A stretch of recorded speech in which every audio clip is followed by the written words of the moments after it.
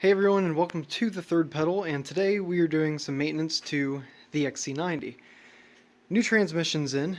Just ended up buying a new one for this thing. It had a shift flare. There's the old one. It's pretty close quarters in here because we got the one S60R and then the other S60R there. This is the parts one, the Auto R. We'll make an update on that. But on this, we're putting new engine mounts on it. This is the old one, as you can see. Lots of play. You can feel a lot of vibration in the engine too. This mount brand new. And we got a lower mount because this one actually broke in two pieces. Literally the bolts are the only thing holding it in. So that's not really securing the engine either. So we'll do that one. This goes on the bottom near the crank pulley. This one goes up top. So the other two mounts seem fine when we did the service, but these two definitely need replaced. So here we are, now that we have the parts. It also needs wheel bearings. It also needs, or a wheel bearing in the front, and it also needs brakes. So that's a little update on this thing. As you can see, doing the spark plugs now because I have no clue when they were last done. So FCP Euro picked up some new spark plugs for this thing. So we're going to go ahead and put that in. I took the covers off and the strut bar off already.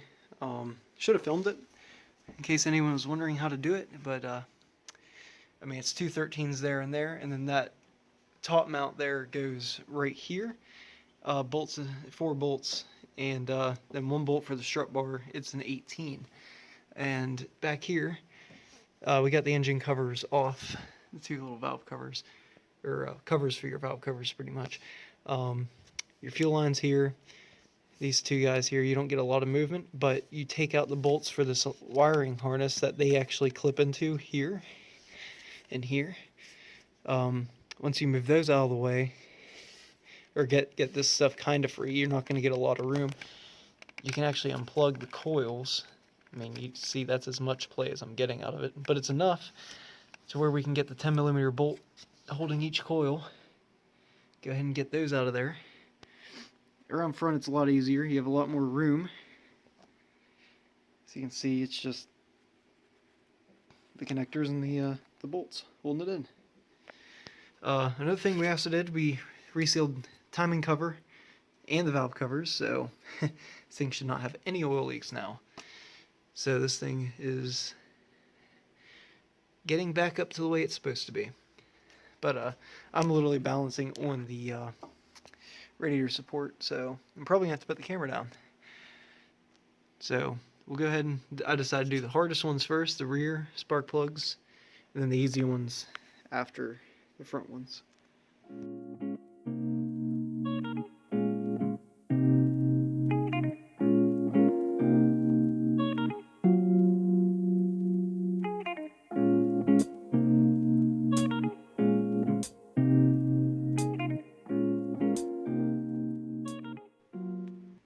Alright, so we got the rear plugs out. As you can see, they aren't exactly new. So it's a good thing we are replacing these.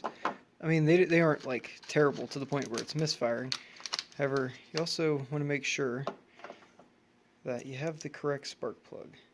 So you compare how big the threads are, the size they are, and all that. Compare gaps, take a look at those. Now Volvo plugs come pre-gapped, so you don't really have to worry about it. Also, you get the engine code on the spark plug. So this engine is a B8444S, basically 8-cylinder, 4.4 liter, 4 valves per cylinder, and the S engines are naturally aspirated. Of course, Volvo only made one 8-cylinder, so it's not too difficult to figure out which plugs they are. However, they look the same size, same length. So we'll go ahead and put the new ones in and get rid of these old ones.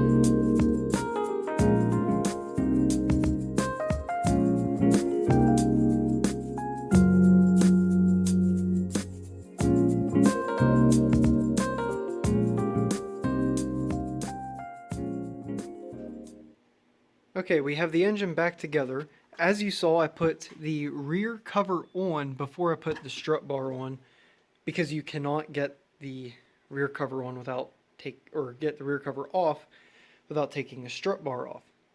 So you won't get it back on if you put the strut bar on. So don't forget that. As I said, those are 13s holding it in the corners, and 18 here, and then that little plate is what it screws into.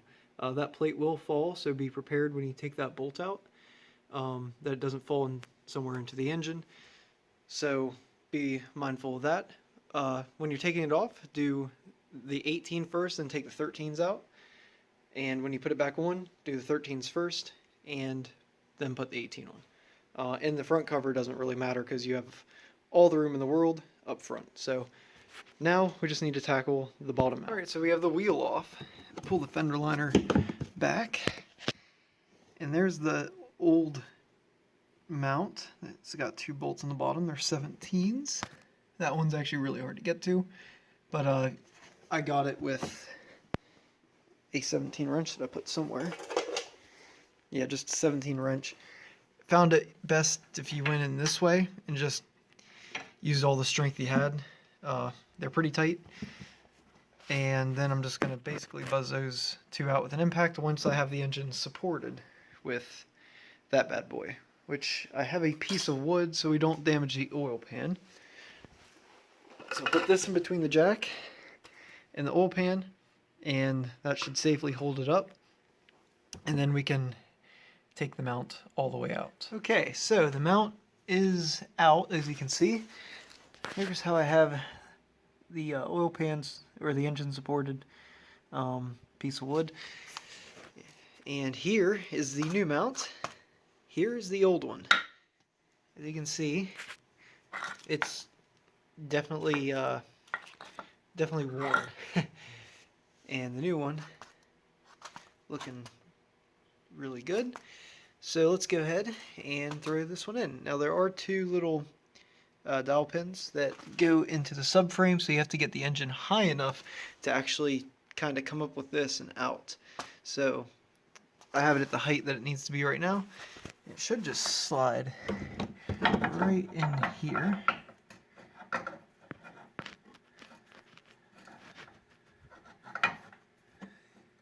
Should. Of course, this actually might be higher than this one because this one's pretty collapsed, so I might need to take the engine up a little bit more. So we took the engine up a little more, and there it is. Slides right into place. There's a little bit of movement, not much at all. So now you just need to basically, we'll put the bolts in first, given that we have more clearance, and then we'll line up these with the threads. So let's go ahead and grab these 17s here and just throw these in.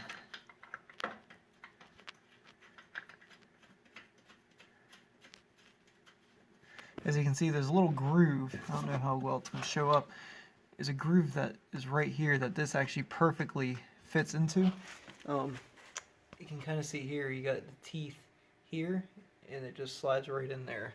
So it's kind of impossible to mess this up, but I'm sure someone can manage it. But yeah, it's really simple for the most part. So we'll go ahead and get these down. We'll just get them finger tight and then give them the wrench.